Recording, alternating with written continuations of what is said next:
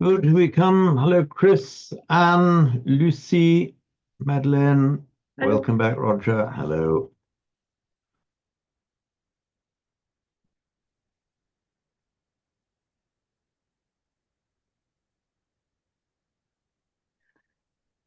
Wait for the others to join.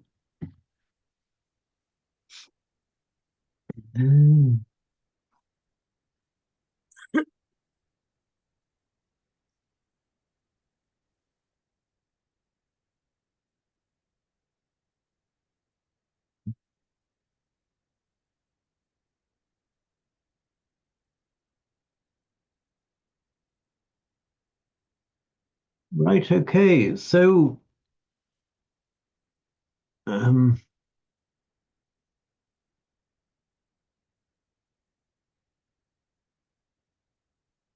today we'll be recapping the Bodhicharyavatara, chapter 6, verse 21, and then going on to Bhagavad Gita 147.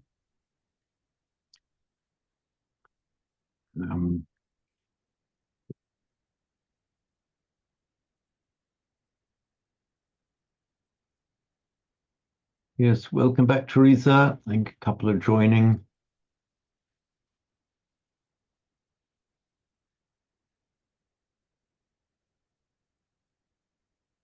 Yeah. Those of you who were with me for Sanskrit a little bit earlier, Roger and Shawlene, I made a double error, Shawlene. Not only had I put verses 3 and 4 together, which you pointed out, not only that, but I've just now seen what I did. The reason I didn't see what I did first time was because of the double error. I got a couple of sheets of paper mixed up. And so I remind myself what I meant to do. I have with me a copy of the email that I've previously sent to the class to tell us what we're doing. I got the sheets mixed up, and I was actually looking at last week's one. So not only did I make a mistake in the present week's one, but I was not misled by that mistake because I was looking at the wrong one anyway. Freeman, wake up, be more careful. Right, so I think I hope I'm right in saying that today is Wednesday, the 4th of December, and never be quite sure at my age, and that I'm looking at the right sheet of paper. If anyone has any objection to me saying that I think we're due to be recapping Bodhicharyavatara 621, say so now, otherwise that's what we'll jump straight into. So what I will do, I will share screen.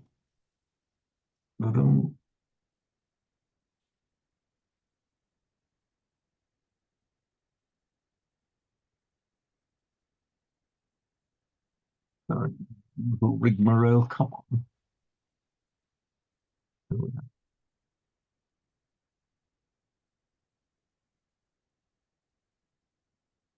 And one.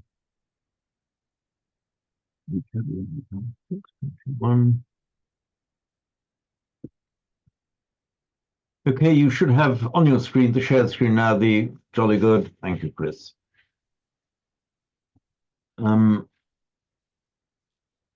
So last time we looked at this gunoparasya dukkasya yat samvegan madachyutihi samsarishu chakarunyam papad bhitir jines praha.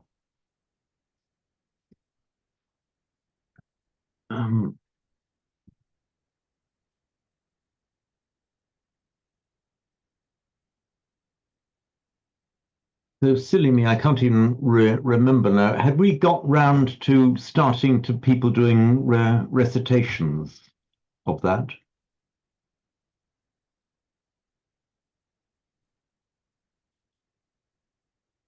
I forget exactly what point we'd reached. Were we still discussing the vocabulary and grammar, or had we actually got round to the point of people reciting it? I don't think we have recited it, if I Oh. remember correctly. Okay, right. Um,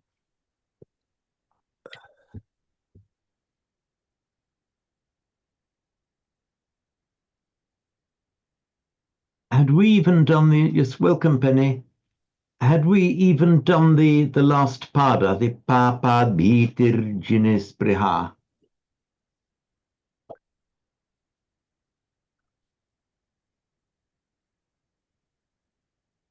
I don't think so. Okay, yeah, I think I'm fairly sure we've done, yeah, I am sure we've done the Sangsari Shuchakarunyam. That's right, because Roger was asking what is the issue, and I was explaining it was the locative plural was Samsarin, locative plural Sansari Shu. So the Karunyam, the compassion. Now, there are two words for compassion. One is karuna, that's the more normal word, but there's also a kind of a derivative from karuna. You can have karuna, meaning compassion. You can have the adjective karuna, compassionate, from which you can make a derivative adjective karunyam. So you can have both karunyam and karuna, both meaning compassion, with no distinction of meaning that I can detect. So, and remember, when you have a compassion for something, a desire for something, a hope for something, that's very frequently, or much more frequently than not, expressed in the locative.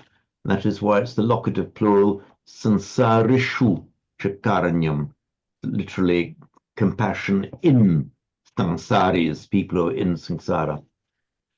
Papad bhitir, bhiti,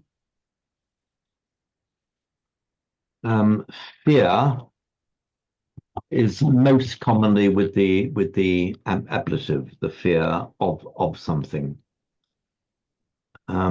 So fear of, we'd say in English, we'd use that is we'd say fear of something. In the Sanskrit, it's fear from something. Papat bhitir, which by Santi then becomes papad bhitir. Just to give you my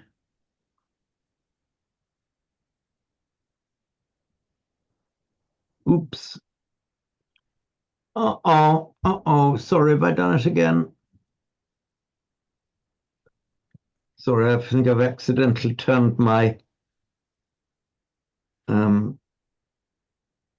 my iPad to computer connection off. So it should be back in a moment. Here we are. This root B, oops,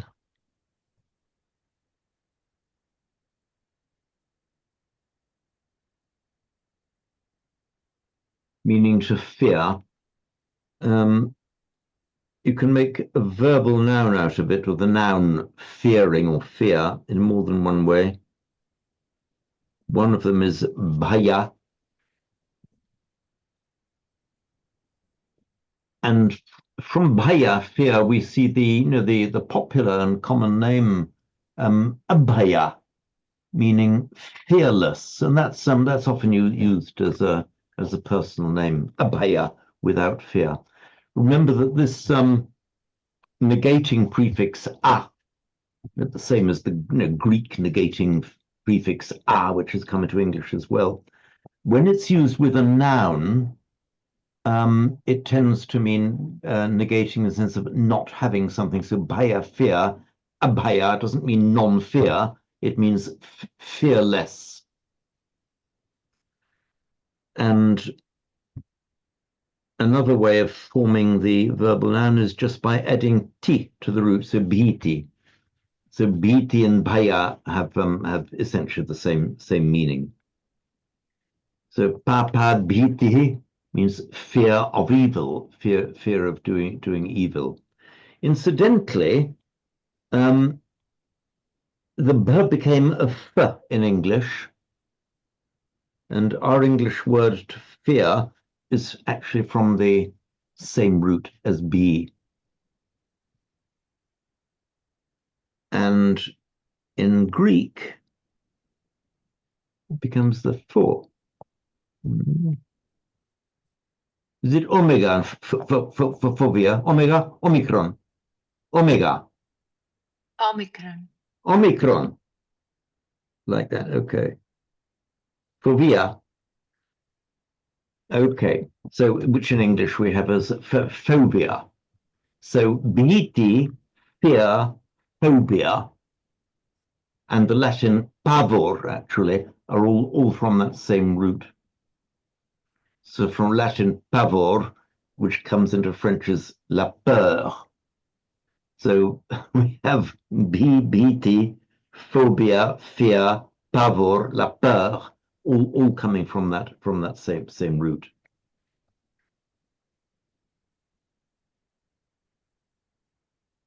And then the gene spriha.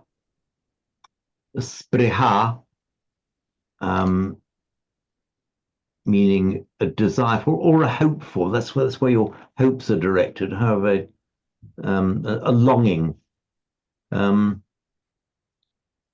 It's from the so this spriha it's come into Latin as sperare and desperate. It's that same weak espérance in French, a hope.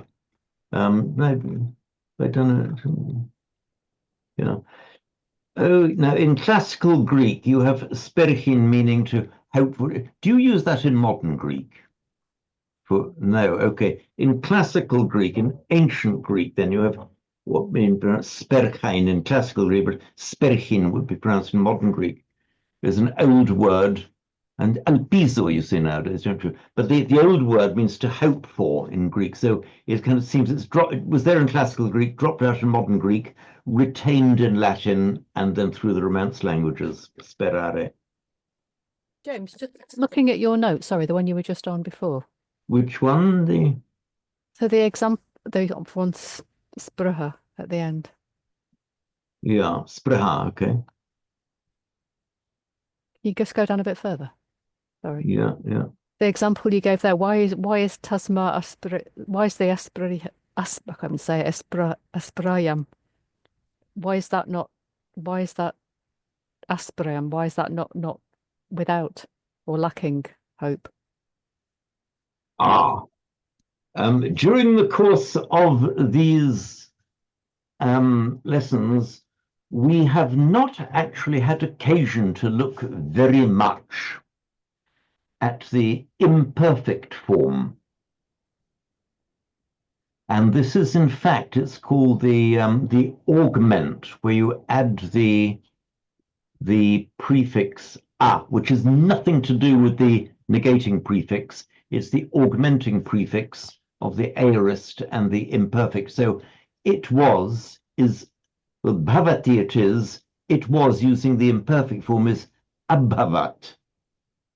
It's the imperfect. And it's this the augment, making a past tense, which those of you who know Greek will recognize it from the Greek kano, I do, ekana, I did. So the augment, the augment, which you make a past tense in Greek, both ancient and modern, exactly reflects this what's called the augment in Sanskrit and Pali, which is the a. Got you, thank you. Right.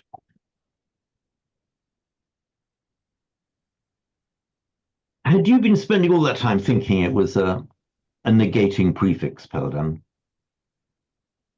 We haven't really covered it, have we? I did very We loosely haven't. know about the past tense, yeah. And when you said it, that made sense. Thank you. So although these rich varieties of verb forms do exist in Sanskrit and Pali, you tend to find that, particularly in classical Sanskrit and in Pali, this great variety of verb forms that are available to the writer are not heavily drawn on. They tend to simplify the actual verbs that they use. Unlike in Greek, for example, where all of these complex verb forms are very regularly used, even by the modern Greeks. Penny, please, come in. Yes, just an observation. I just want to ask you if that makes any sense. So the letter R in front of a word makes the word become its opposite or negates whatever the word might be describing. Okay, But yeah, well, it- and which is exactly the same as Greek. But Mhm. is this why the past tense also starts with are? Because in effect it negates an event that has happened in the past and is not anymore, if you like. I don't know, just an No, assumption. that is an ingenious explanation, but the past tense augment and the negating are actually have no connection with each other at all. And it's exactly the same, for example, with Greek, where in Greek you differentiate them. You have what we call, grammarians call the alpha privative, meaning the negating alpha in Greek is an a written with an alpha, whereas the e is distinctly written as a separate letter. Greek separates them, and any Greek speaker will know there's no connection between the negating a and the augment e for the past tense. Well, it's just coincidentally they are both a in Sanskrit and Pali. Ingenious idea, Penny, but I'm afraid But it, no, okay. no, but no, not nice. I do like these things because actually, when you have these ideas, please do bring them in, even if they're wrong, because sometimes something comes up and said, and I would several times I said, nah, that's not right, and then as we've, later in the day, after we've ended the class, hang on, maybe there was something in that. And several times I've come back next week and say, hey, I think you were right after all. Or at least it's worth a footnote. I mean, it's worth thinking about. So the mere fact that it might be wrong, don't let it stop you saying it, because we discover a lot like this.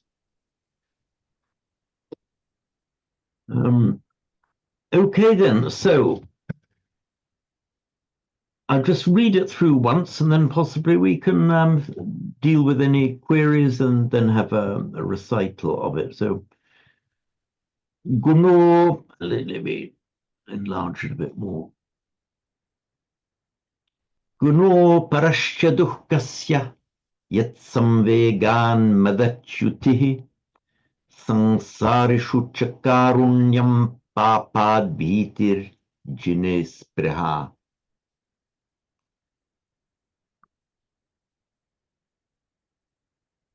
So we can have a recital of it. And of course, any questions that arise while we're all doing that, please do raise them. Well, Chris, you have the advantage of being the first face to appear in the gallery as you logged on. Would you like to have a go at the recitation? That's a peculiar idea of advantage. Guno parascha dukasya yat samvegan madar chutiya samsarishu cha karuyang pad biti jine spriya. Just remember, spriha, not spriya, spriha.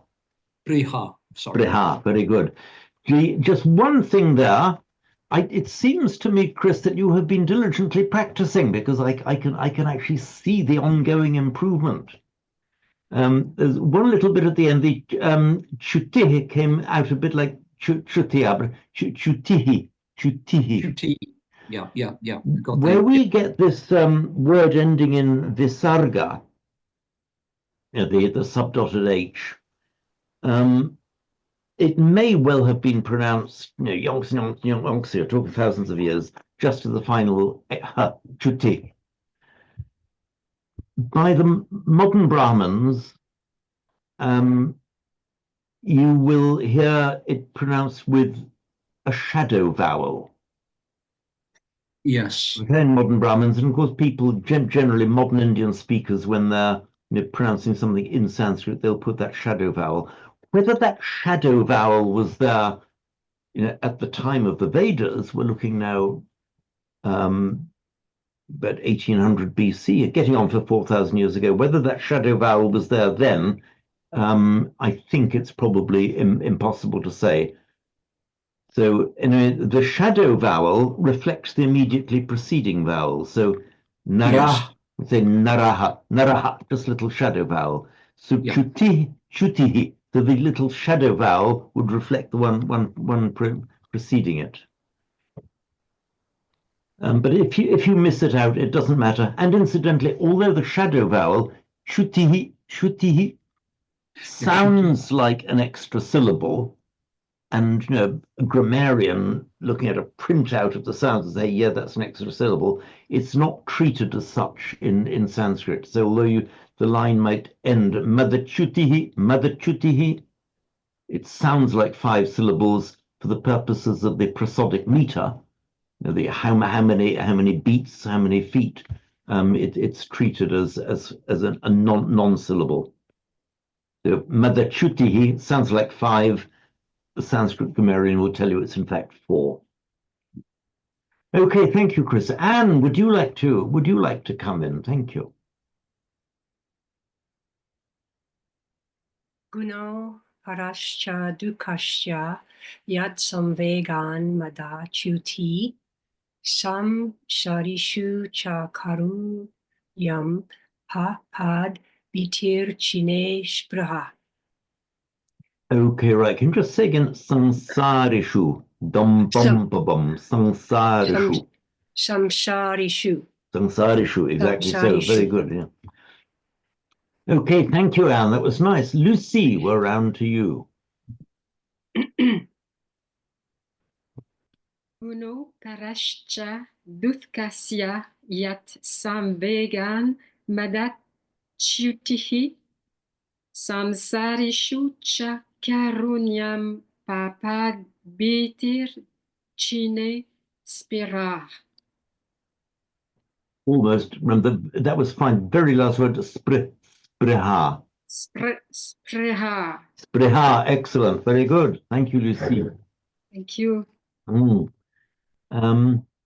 Madeleine, would you like to have a go? Yes. Guno parascha duhkasya yat samvegan madashyutihi samsarishu cha karunyam papad bhitirjine spriha. Ah, very nice indeed. Thank you.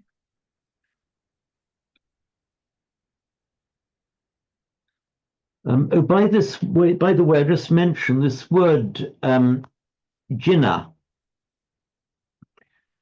Let me bring up iPad again. Oops.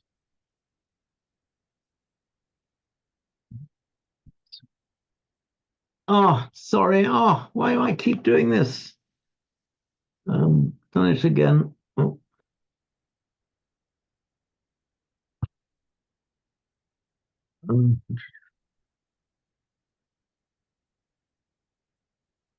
So I accidentally turned off the connection. A couple of seconds, it'll be back.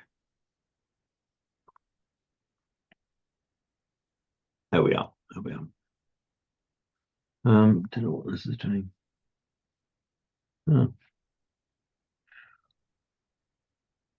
So I've got an unwanted page at the side now. I don't know how to get rid of that without cutting it off again. Anyway, the jinnah, it's a bit of an unusual word. It's from the root ji, meaning to conquer. And we get the root jaya. It's one of the words for victory. A conqueror, it adds the suffix na. Now, it's actually quite unusual. The na is quite a common suffix, say, for past participles, ta or na. It's quite an unusual suffix to make an agent noun. That's the noun that actually does from the root ji to conquer, a conqueror. The adding na is a little bit unusual. So I think this is the only common word that I can think of where you have an agent noun made with a na. So just accept that, you know, jina means conqueror, even though it could almost look like conquered, but jina is conqueror. Incidentally, the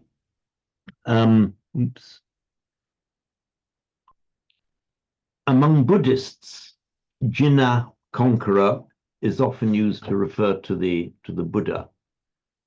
Among the Jains, they use the same word, but to refer to Mahavira, the founder of their faith, about the same time as the Buddha. Now, look at this word jina. If you apply the vriddhi, the vowel strengthening, you can take the word Buddha. Now, back in the old days, they didn't really use the word Buddhist. That was kind of a modern invention. But a modern Sanskrit word has been correctly invented on correct models, so that Buddhist would be Buddha. So what's happened here is you've got the grade strengthening of the ut to au, Buddha. So Buddha means something connected with Buddha, therefore a Buddhist. In exactly the same way, from jina, with the same vowel strengthening, it to I, you get Jaina, related to the jina. Drop off in modern northern languages of modern India, you drop off the final a, and that's where you get the Jains. So the Jains of India. So that's it. It's from the derivative noun from jina, meaning conqueror. The followers of the jina are the Jainas, and which, of course, as we know now, modern languages of northern India all drop a final short a. That's where we get Jain.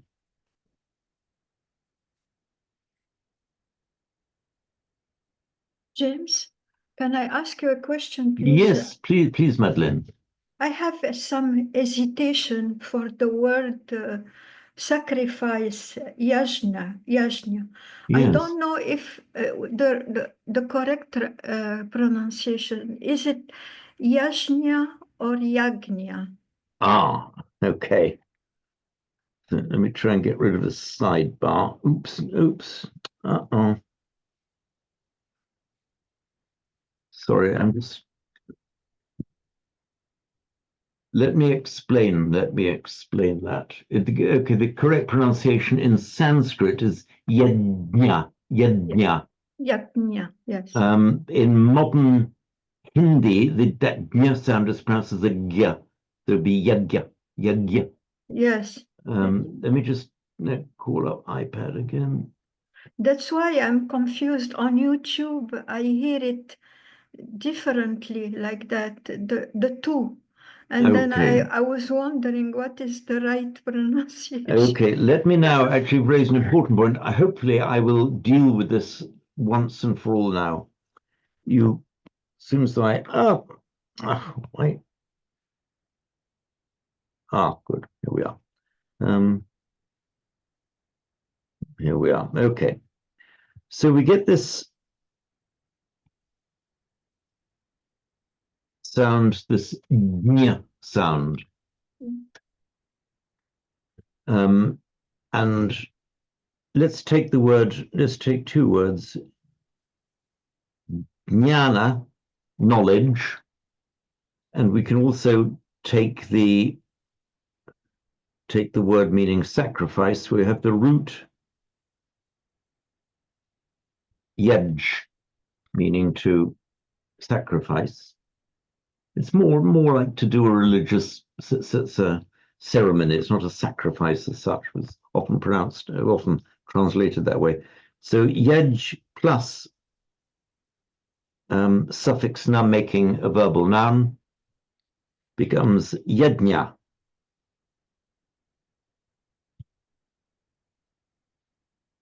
Now, what happens here is that this j followed by ñ, it's not pronounced jña or jña. you just start the first part of the j. Remember, j is two sounds. In English speakers, think of j as a single sound, a j. The French speakers, of course, are much better at separating the two sounds because you don't have a j native to French. When you're writing a j in French, you write it as a d and then a j, because you don't natively, in native French, you don't have a j sound. So you start off pronouncing, let's write it in the phonetic script. This j, this kind of funny Z-looking thing is, you know, the international phonetic alphabet for a j. So j would be written as a d and a j. But it's a slightly palatal d. So d, j. It's not like a retroflex d or j or fully dental. It's a palatal j. So what we're doing with jnana, you put your tongue as if you're going to say j, but don't finish with the j bit, go straight to the nya. Jnana, jnana. So it's a bit like a d jnana, but the d is not an independent d. It's the first part of the j sound, jnana. So it's the jnana. Now this jnana sound, in modern Hindi, they pronounce it as a gyan. And some modern Hindi speakers, if they're reading Sanskrit, would pronounce jnana as jnana, which, okay, that's how it's pronounced in Hindi, but not how it's pronounced in Sanskrit. Incidentally, Marathi, they do still retain the jna sound. So a Marathi speaker would pronounce it as jnana.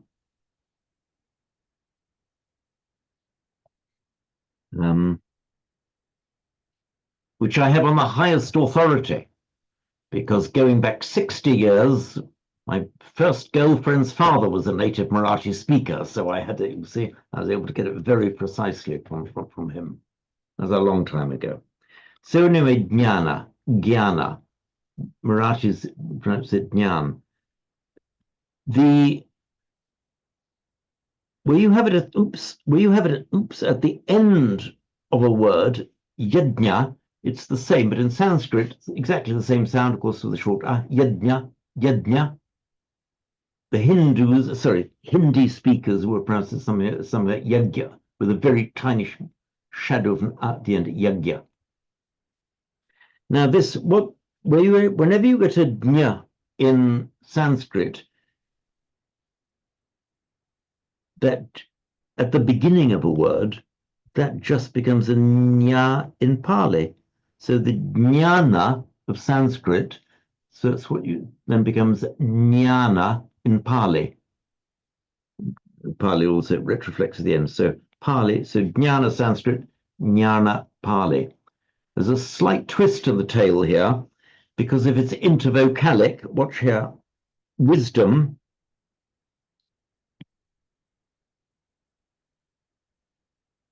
prajna, it's like knowing through something. The jnana is the ordinary knowledge. Prajna, the knowing through it, is wisdom. That's the one that becomes panya in Pali. So this, at the beginning of a word, the nya becomes a nya. Intervocalically, between vowels, the nya becomes a double nya in Pali. So prajna becomes panya.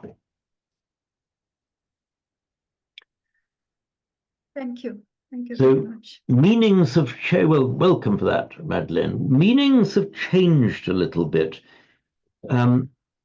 Prajna, commonly translated as wisdom, now they're not just knowing something on the surface, but knowing it through. When these same words went into Greek and from Greek into English, the meaning changed. So the prajna of Sanskrit is exactly etymologically the prognosis of Greek. Prognosis, prajna, prognosis. Now, as it's come into English, we say prognosis, but a prognosis meaning something a doctor will do to, and a prognosis of what's likely to happen, a kind of knowing in advance. So the meaning has changed. So from Greek then into English, it means kind of knowing or predicting, telling in advance what's likely to happen, your prognosis, whereas it's changed from its Sanskrit meaning of knowing into or knowing through something, which has come to be translated as wisdom.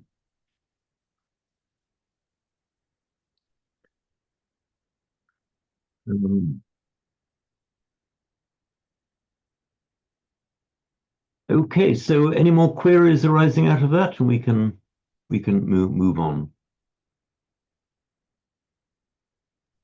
James, there's something a bit unrelated, and I haven't really looked into this, but you mentioned vriddhi for strengthening. Oh, vriddhi, yes. Applied to vowel strengthening. Mm. There's also a word riddha, which means prosperous. Or I think I'm right. Am I? Vriddhi generally means growth. Riddha, have I got that right? Vriddha. But not without a V. It's just a subdate. Oh, sorry. That's yes, sorry. Yeah. There's another word. Yes, that's from actually an entirely different root. Is it? That is the root rid. Right. Rid meaning to acquire something. Okay. And so, and the riddhi, the verb riddhi, which in Pali is just iddhi, riddhi Sanskrit, iddhi Pali. It means an acquisition. Basically, it means an acquisition, but then it came to mean a psychic power. So in the Pali, when we talk about the iddhis, typically in the plural, you're talking about the different psychic powers, but basically it means just an acquisition, something that you've obtained. Anyway, it's different. The root vrid, is a different one. Like the root vrid. Sorry, I'm just writing without the iPad. The root vrid, meaning to grow. As we know, there are many words that have a v or a b sound in Sanskrit and Pali that have come to have a g sound in Latin, and vice versa. You get these sounds alternating as they change from language to language. For example, the word laghu that I've written there, it's the same word as come into English as light, which used to be pronounced, of course, in older English, licht. Light as in light in weight. And what happened was, laghu, as it came into Latin, it became levis, in which you have levity, the opposite of gravity, levis meaning light. And when it came into, again, it actually mutated back again. So when it came into French, for example, it was léger, so léger, from Latin levis, started off life, or certainly in Sanskrit times, with a g sound, laghu, levis, léger, and modern Italian leggero. The same phenomenon we've seen with this word vrid, meaning growth, where the g, the v has become a g in English. So in fact, vrid and growth are etymologically the same word from that vrid root, vrid, growth. James, sorry, I've also read the word siddhi in connection with psychic powers. Is there a connection? Yes, yes. Iddhi and siddhi, oddly enough, they're from different roots, and sometimes people have confused them, or is it iddhi or siddhi? It's both. A siddhi also means an attainment, something that you've got. So you've got the siddhis and the iddhis, coincidentally, with virtually the same meaning, but from coincidentally similar roots and coincidentally some similar meanings. Let me just double check on this. So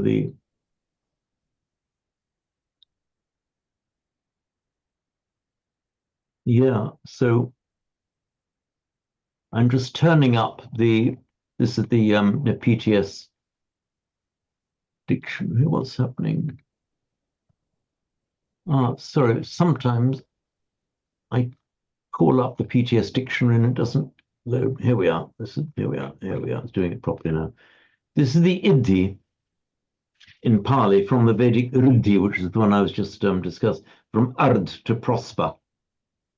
So it's prosperity, also vriddhi. There's a bit confusing here because yet a different root has a kind of a partly overlapping meaning. So the uddhi, meaning a prospering or something that you've obtained or got for yourself, has come to mean a psychic power. Now, if we put siddhi, let's do the search.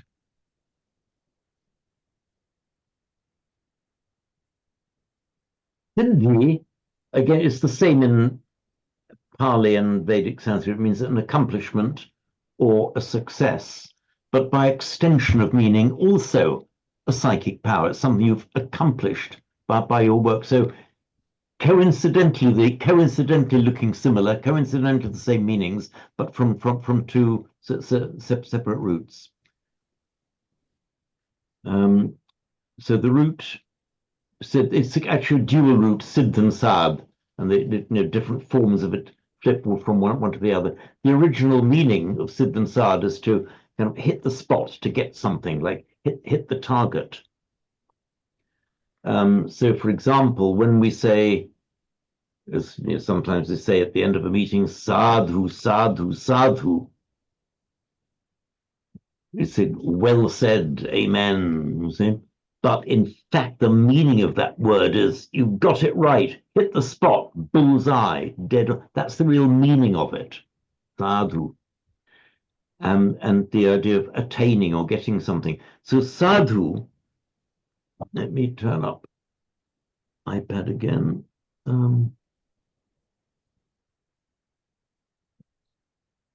So we've got the root siddh and sad, treat them as variants of the same root. So as an indeclinable, let's put an exclamation mark, sadhu as an indeclinable sadhu, often can mean well done as well. You got that right, well done. And then after something is said, sadhu, here, that's right, I agree.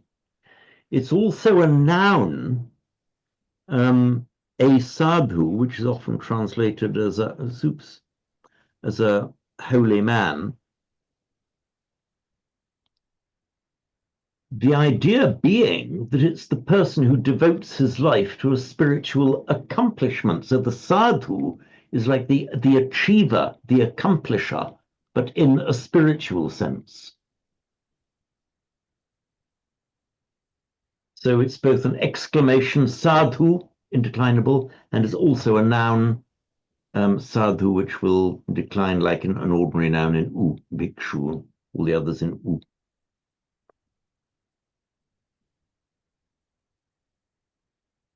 Where were we? Okay.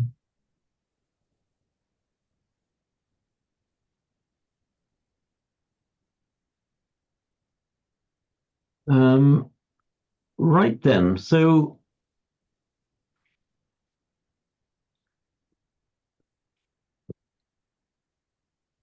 if you're willing to have a go, Roger, you're next on the screen. You're willing to have a recite. Buno parashcha dugashya yat samvegan mada chutihi samsarisu cha karunyam papad bitirjine spriha. Right, again, okay, that was pretty good, but don't be shy of making a long vowel fully long. So the English phonetics influence you like this papad, it's papad. We don't do that normally as native English speakers. Remember, papad bitir. You can say papad bitir. papad bitir. That was perfect. That was perfect. Excellent. Good. Thank you, Roger. Palden, we're round to you. Oops. Guno parascha dukkasya yat samvegan madachyuti sangsarishu cha karunyam papad bitir jines braha. All right. Spreha. Spraha. Can you say again samvegan madachyutihi? Sangvegan madachyuti. Okay, right. This word samvega, many of you will be familiar with it. It's from the root vij, originally meaning to make a rapid movement, and then has the idea of life in it. So that samvega, like sudden movement, getting shocked into movement, having an idea of being jolted, shocked. And it's a spiritually advantageous thing. So the samvega, the idea of shock or alarm, sort of waking up. You haven't got much time. Work now while you still have time. And the idea is here. Yet from the which shock, from the shock of which, in other words, the shock of the dukkha, you suffer some dukkha, and that can cause you a shock. So yet samvegat, which is the ablative, from the shock of which, madachyuti, is a falling away, a disappearance of mada, your sense of intoxication. So you'll hear some Theravada teachers, for example, talking much about this, have the sense of samvega, like the sense of urgency, no time to waste, almost like a sense of being shocked into action. You can also have udvega, with pretty much the same meaning, is used in that way as well. Okay, so around to you, Penny. Do you feel inclined to recite it? Okay, I'll give it a go. Guno parascha dukasya yatam veganmada syutihi samsarisu cha karunyam papadbitirjines praha. Okay, very good. Can you just say spriha with a pure voiced person? Spriha. Praha. Okay, there's a very, very slight touch of the Greek coming through there. Just a slight. Don't worry about it. It's still perfectly comprehensible. Though it is a pure sound, and actually voiced her spriha, spriha. Praha. Yeah. But don't, I love this little touch of Greek coming through. Don't let it worry you at all. Okay, Teresa, round to you. Uno paska dukasya yat samvegan mahachutihi samsarishu cha karunyam papad bitir jine spraha. Did you say for this one? I thought I heard you say mahachuti. Maybe I did. Mada. Madachuti, yeah. So you made it a maha. So mada. Mada. From the root mad. From which our modern English word mad is pretty likely to be from the same origin. Originally it meant joyfulness. And then by extension, which it's how it's used here, is the way that the mind gets carried away with the joyfulness to the extent of being in a state of mada, which is almost intoxication with the pursuit of the senses. That's the meaning of mada here. So the mada and the chuti means falling away, and therefore disappearance. So it's from the dukkha, the pain, yet samvegat, from the shock of which is the madachuti, is the mada, disappearance, the mada falling. By the way, did I do a note on this? Pramada, pramata?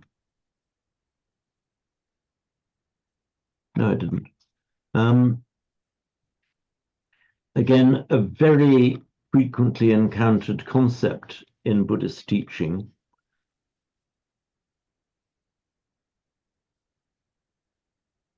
From our root mud. We have the word pramada,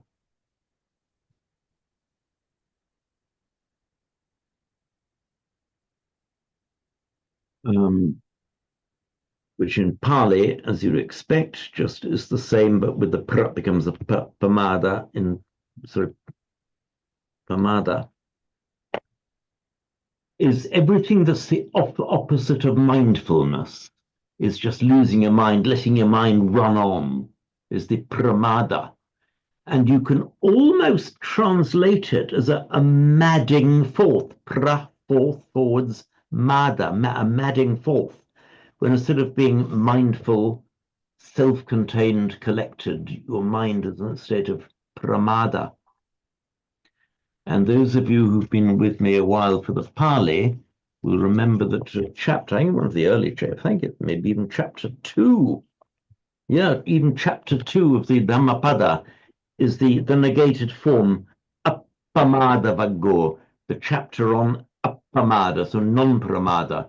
So the appramada, or apramada in Sanskrit, appamada in Pali, is it's the largely coincides with the idea of sati, mindfulness, self recollection, not being kind of, not with the mind being whooshed forward, chasing after it wants, or recoiling from what it doesn't want. So the apramada is a self-collected mindfulness, and the corresponding adjectives are pramatta and in Pali pamatta. So what's happened here is from the mud, to make the verbal noun of it, as often happens, you get a short a followed by a single consonant, and you make a verbal noun by lengthening the a and adding there. So mud, mada, quite common. To make the past participle, you have just add the ta to the root, so madta becomes matta. Again, that's a regular formation. So pramatta, Pali pamatta, basically is your mind is in a state of pramada, rushing forth, the opposite of being self-collected and mindful.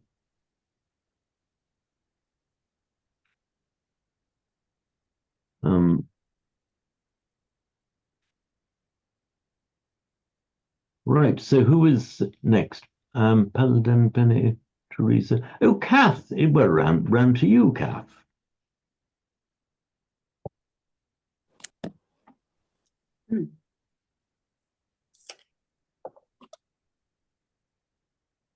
Guno parashya dukkasya yat samvegan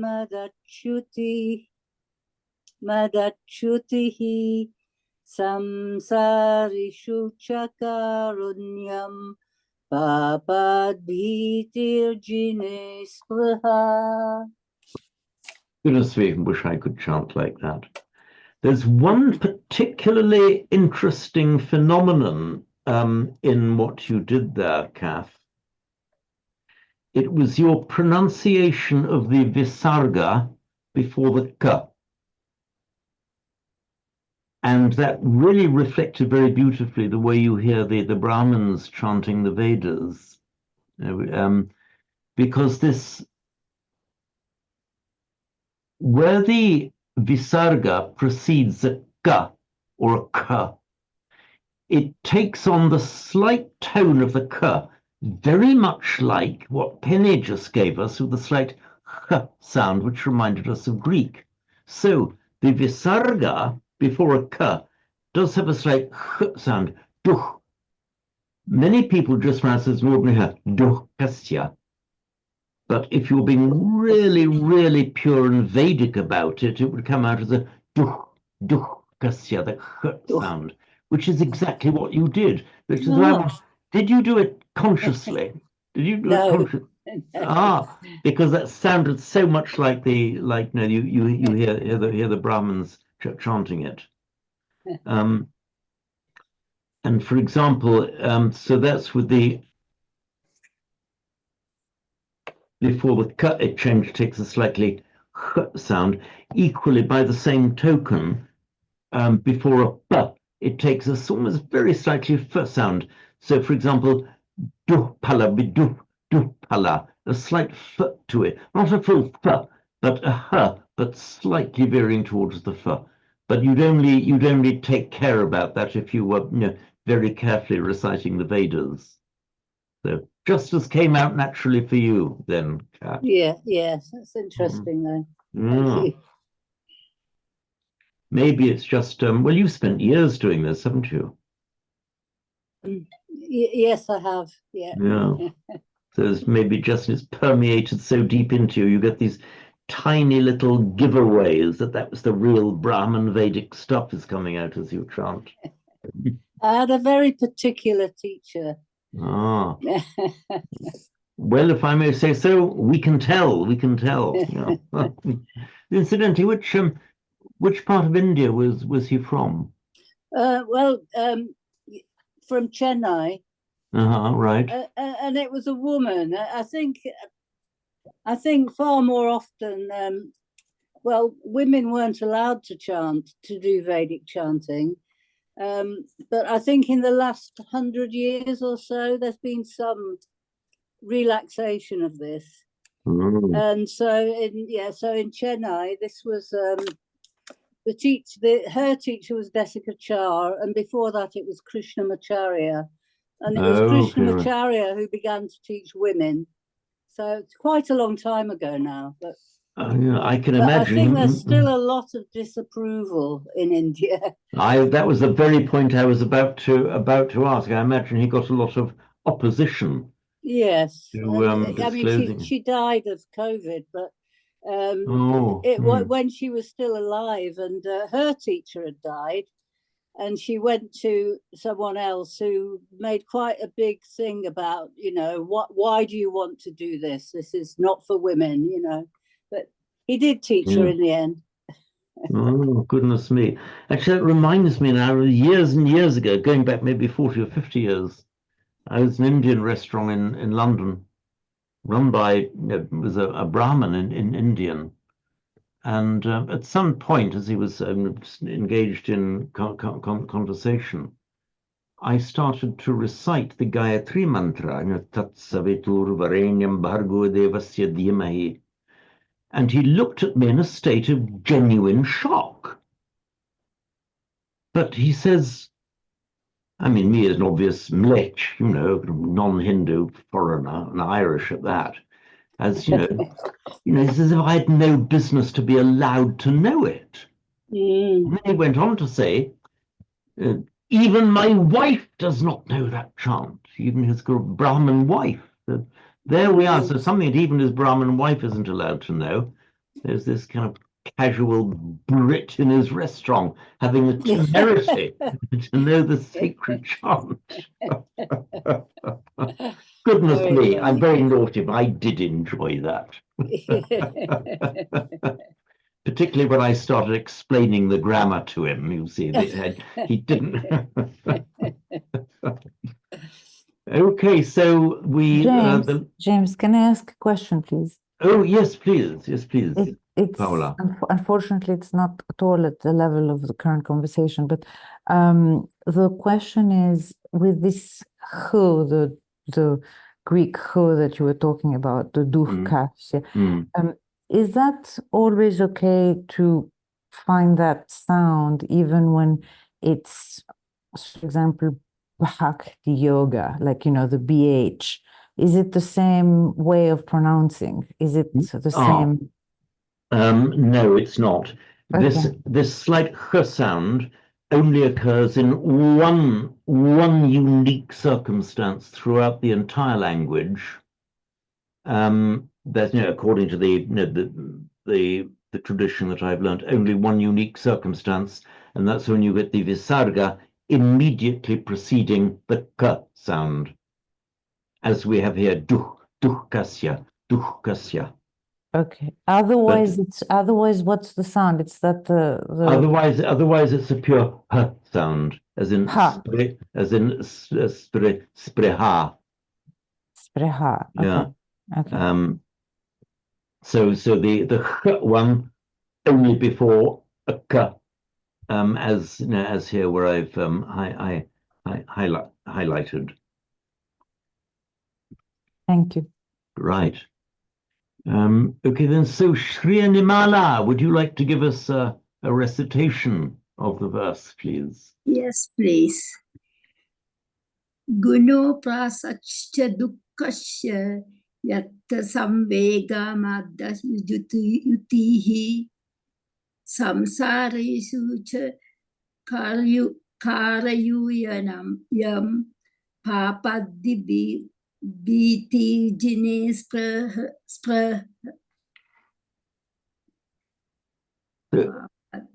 How did you pronounce that? Spreha. I can detect a bit, of course, your native singer. Ah, I think that's your native singular for phonetics coming out there. Yeah. But you've got to make sure that it's a full long ah, and it's spreha. Spreha. Okay. Spreha. Okay, that's correct. And also, can you pronounce again this samsarishu? Samsarishu. That's correct. Okay, samsarishucha. That also notice this interesting point, and you'll note for people, for example, who have listened to Pali chanting,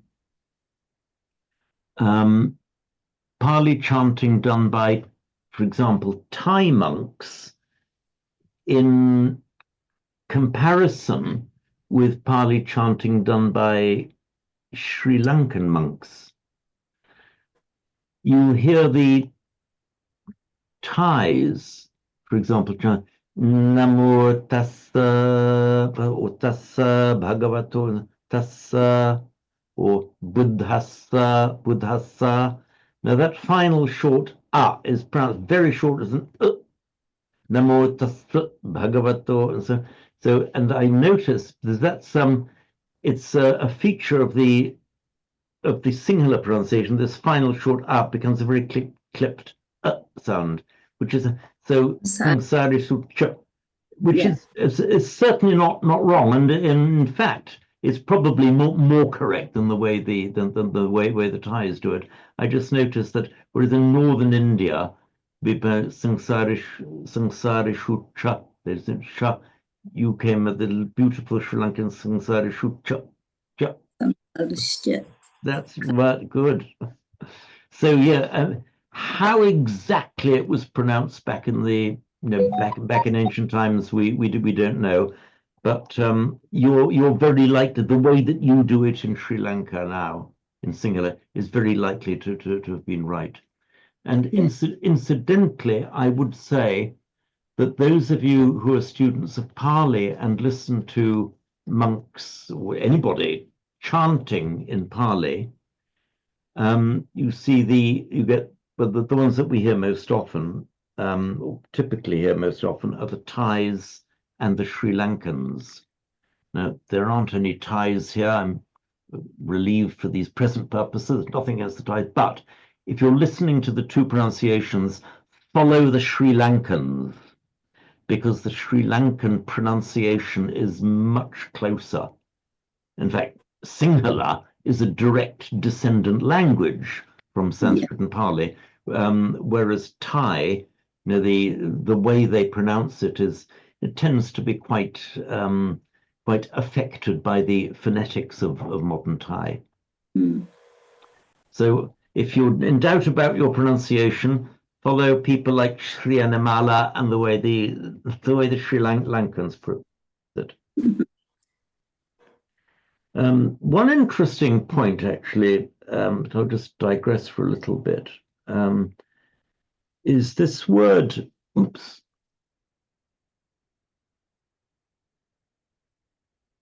achara.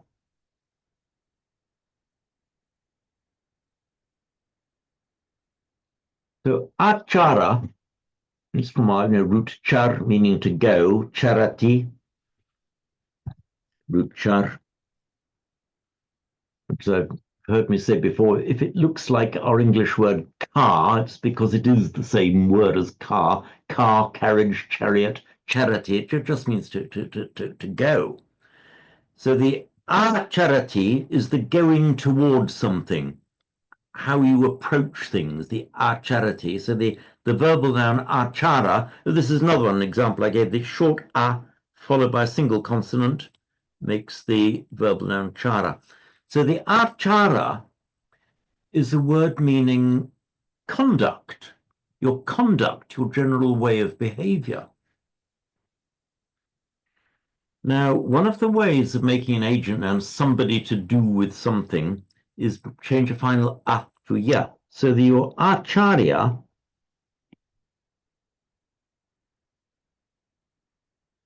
means a person who's good at conduct, or a person who can teach conduct, your conduct man, the acharya. And then, generally speaking, it came to mean a teacher, because he's the person to whom you would look to learn correct acharya. This is your acharya. In Pali, it's almost the same. It just became something like acharya, like a Palified form of the acharya. What happened then? Many of you will know the honorific term of a senior monk in Thailand. They're often referred to as Ajahn. Ajahn Sumedho. There is Ajahn. It's a title of respect for a senior monk. It means teacher. What's happened there? The A is the same. The Ch in modern Thai phonetics tends to get pronounced as a J. The A will remain the same. So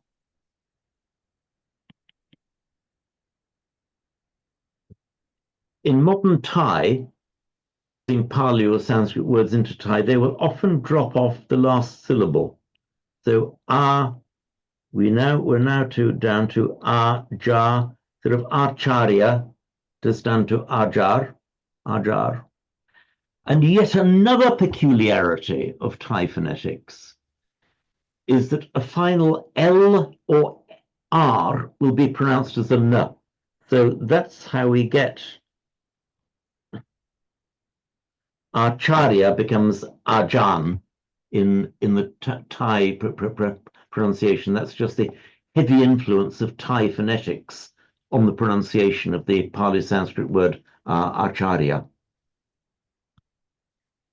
And another peculiarity of Thai phonetics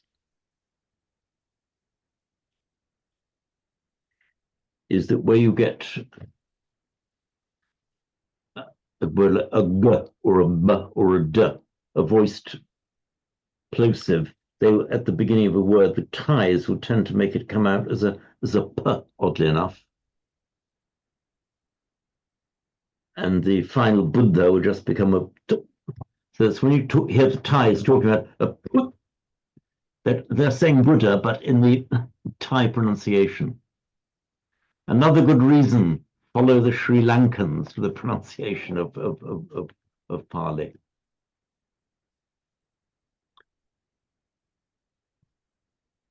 Right, so where were we then? But the evolution from to go of char yes to conduct is just genetic mutations, right? Okay, so everything within this circle here is, you might say, regular, nothing to do with Thai at all. This is regular within Sanskrit and Pali. You've got this root char, meaning essentially to go. Regular verb, charati, he, she, it goes. Are you on your pad, James? Because we're Oh, sorry, I am, yeah.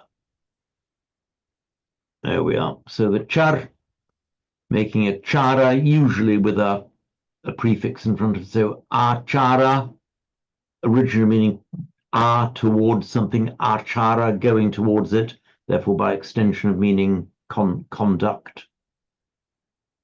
So the way that char, achara, acharya are formed, that's all perfectly normal and regular within Sanskrit. Nothing to do with Thai at all. So I was just giving an example of ajan to show you how the. No, I was not understood that. I was just didn't understand how, which you explain now, how to go becomes conduct, but it's this notion of going towards something. Yeah, it's what you go towards, and then it's what you naturally, how you go about things, how you approach things, how you do things.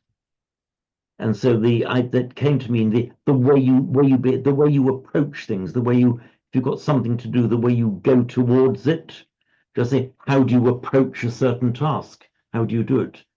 To approach, to go near something, acharati, to go towards it. So it originally had the physical meaning of just going towards something, approaching it, and by extension of meaning, by kind of a logical extension, the way you go about things, therefore your general conduct. You get quite a lot of that happening in Sanskrit. You get a kind of a primitive root meaning, and then kind of extended to a wider meaning, often with a moral or psychological sense. James, I had to miss a few minutes there, but I think at one time you were saying an alternative meaning of acharya was a go-to person. Yeah, that's what I thought at the time, and I'm not quite so sure now. I still think it's possible, but when I looked it up, I didn't see this view supported. I haven't completely relinquished it. I'm simply slightly shaken in my belief, and I can hope it's true, but I'm perfectly ready to be told, no, you're wrong about that. You have encouraged me to do a little bit more probing, Roger. So I'll see whether I can see whether I can finally determine it one way or the other. It would be very good if it were your go-to person. I mean, I'd like that. It would be almost more logical than your conduct man. You've encouraged me to search again, Roger. I will. Oops. At least I remembered something. You will, yeah. I was wondering whether anybody, in fact, I was almost hoping you wouldn't have remembered that potential error. But I'm actually making a note now on my. So double check this. James, just one little other complication. What about Ajahn Amaro? AJAN. I'm sorry, AJAN. AJAHN. Okay. It's the same word. It's just how are people going to choose to write that when they're writing it in Roman script?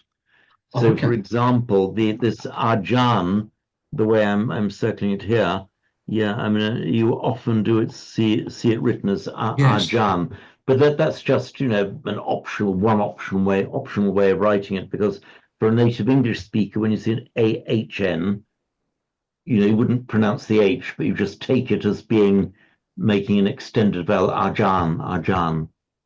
Yeah. So the honorific... it's exactly that's the same word, just a variety of different ways of writing it in English, or in Roman script, I should say. So it is teacher Amaro, it's a title. That's right, yeah. And I think Amaro, the immortal.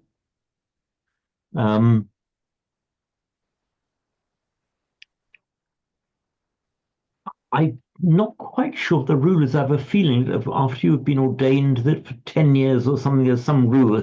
Not any monk can be called Ajahn.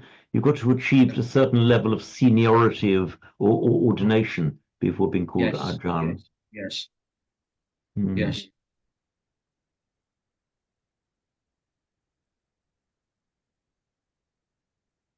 Thank you. Right. And you know what Amaro, of course, means, don't you? So you're muted, Chris. Sorry, James, I don't. No. Amaro, immortal. Mara. Marana is death, as in Jara Marana. Amara, the right. undying, immortal. Right. And Amaravati is the abode of the immortals.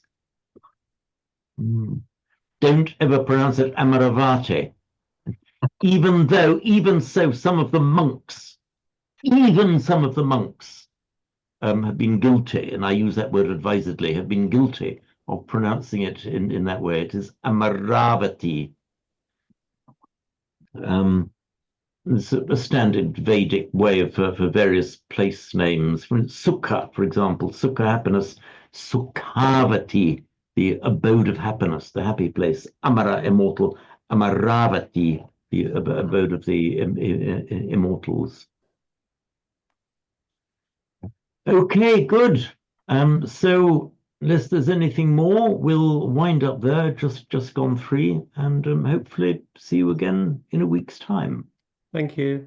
Okay, thank you all very much. Thank Thank you, you. James. Okay, thank you then. Thank you all. Thank you Goodbye. very much. Bye-bye. Goodbye. Everyone. Bye. Goodbye.